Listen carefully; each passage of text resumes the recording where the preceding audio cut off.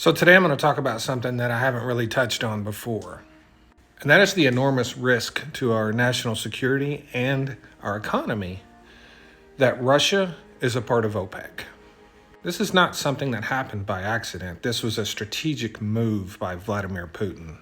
As soon as Vladimir Putin realized that MBS was going to be the heir apparent to the kingdom, he started sort of grooming the young man.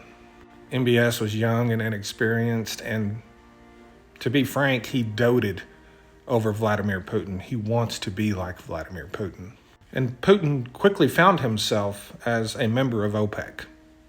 And his membership in OPEC only serves one purpose, and that is to disrupt and sever ties between the United States and Saudi Arabia. Some people say that future wars will be fought over oil and natural gas. There's a big one occurring right now, and that is the war in Ukraine. And MBS fully supports Russia's invasion of Ukraine.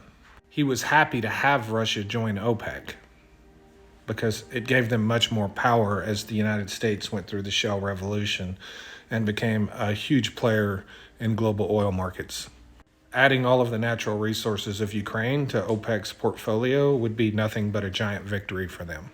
And understand that Republicans and Democrats in Congress who keep funding or supporting Ukraine in this war are doing so for U.S. oil and gas companies who have over $100 billion tied up in new LNG export terminals that likely won't be needed if Russia takes control of Ukraine and their vast natural gas resources.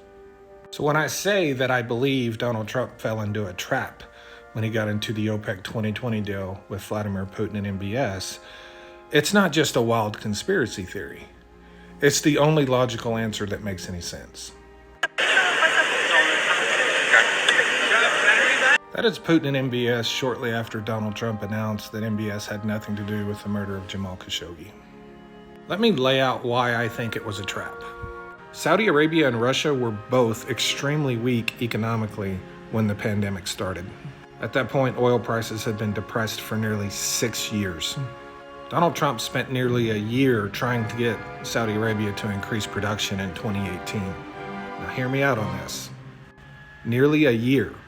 And as you know, the murder of Jamal Khashoggi, facilitated that production increase, which crashed the global market.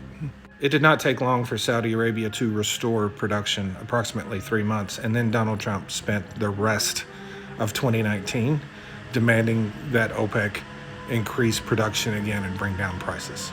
3 times during his administration, Donald Trump threatened to pull all of our military defenses away from Saudi oil fields. The Trump administration literally had no response when Saudi oil fields were hit by the Houthis in 2019 and knocked half of Saudi's production offline. So in addition to being pissed about the double cross in 2018, which caused the crash, MBS was also very pissed at Donald Trump for his lack of a response to those attacks on those facilities that are supposed to be protected with U.S. military assets and personnel. And suddenly when the pandemic hit, these two best friends just got into an oil price war. How convenient. So let me ask you this question. How long did it take Saudi Arabia and Russia to cut production once their oil price war started and Donald Trump called them and told them for the 4th time he was going to pull away our military assets? Because if you remember, the first time it was about a year, the second time it was about a year, and the third time was in the middle in front of the UN. And remember how that oil price war started. Saudi Arabia, MBS, supposedly got a hold of Vladimir Putin and asked Russia to cut production, and Vladimir Putin said no. MBS's response was to cut the price of oil, of Saudi oil to $31 a barrel. That started the price war. Once Donald Trump called MBS and told them he would pull away our military assets if they did not do something and cut production, it took 4 hours. It took 4 hours for Saudi Arabia and Russia to agree on production cuts. The 7 days that followed that was just getting other countries on board. Keep in mind that Trump's threat to pull away our military assets means nothing to Saudi Arabia. The reason it means nothing, and the reason Donald Trump never got any response from Saudi Arabia with those threats, is because Vladimir Putin has already promised to protect Saudi oil fields with his military assets if anything should ever happen. Vladimir Putin has promised Saudi Arabia hundreds of billions of dollars in U.S. defense weapons. Vladimir Putin is the most cunning and intelligent dictator that exists on this planet today. He knows what he is doing better than any other world leader that exists. And he has MBS, the young, inexperienced MBS, who basically controls OPEC in the palm of his hand. So the idea that my theory that Putin and MBS set a trap for Donald Trump for the OPEC 2020 deal, which caused record gas prices in the United States, caused a lot of discontent between U.S. producers and the people of this country and the government, helped to drive up inflation in the United States, made Saudi Aramco the richest company to ever exist in the world, gave Russia hundreds and hundreds of billions of dollars to go into Ukraine. The idea that that wasn't the plan, the idea that that wasn't a setup and that was all just a coincidence, it's not a very good idea. And understand that I am not the only expert in this industry that believes that was a setup. I'm just the only one that will say it publicly.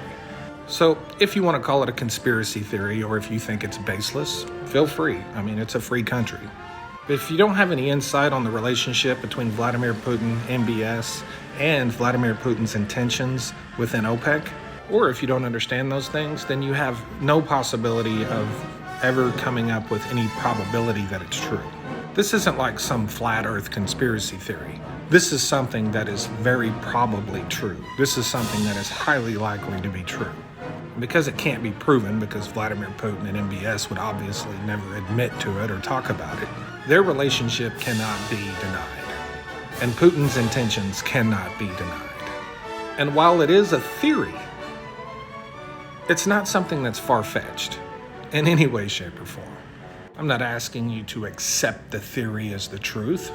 I'm asking you to consider the theory and the person it's coming from, who uses facts and data and an intimate understanding of how all of these things work that comes up with this theory. But don't dismiss it. That would be extremely short-sighted. Thanks.